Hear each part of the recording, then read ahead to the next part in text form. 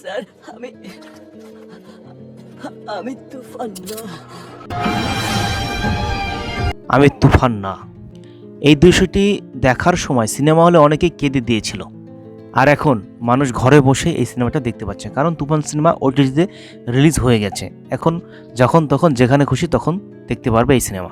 আমি তুফান না, এই ডায়লগটা যখন শাকিব খান দিয়েছিল, তার এক্সপ্রেশন বা মুভমেন্ট অস্থির ছিল ভাই, অস্থির।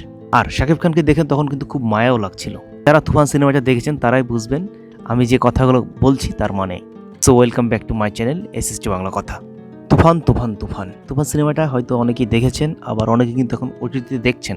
তো যাক, সিনেমাটা কিন্তু অনেক সুন্দর ছিল, এর কাহিনী আমার কাছে ভালো লেগেছে। এই জন্য আজকে আবারও ভিডিও করলাম। তুফান নিয়ে এর আগেও কথা বলেছি, আবারও কথা বলতে চলে এসেছি।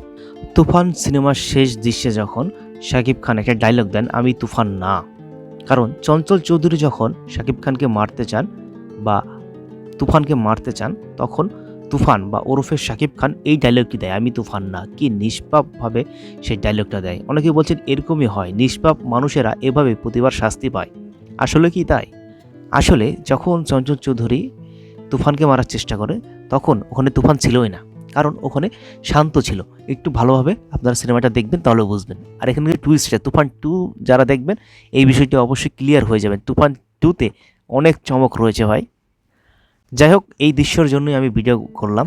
দৃশ্যটা আমার মন ছুঁয়ে গেছিল। কিন্তু এই দৃশ্যটি দেখার সময় অনেকে কেঁদে ফেললেও কিন্তু একটু পরেই সবার মন আবার খুশি হয়ে যায়। কেন খুশি হয় সেটা যারা সিনেমা দেখেছে তারা একমাত্র জানে। এখানেই টুইস্ট আছে। তুফান 2 লন্ডিং। তো গাইস, আমরাও আজকে এই পর্যন্ত ভিডিও শেষ করে দিচ্ছি। সবাই ভালো থাকবেন।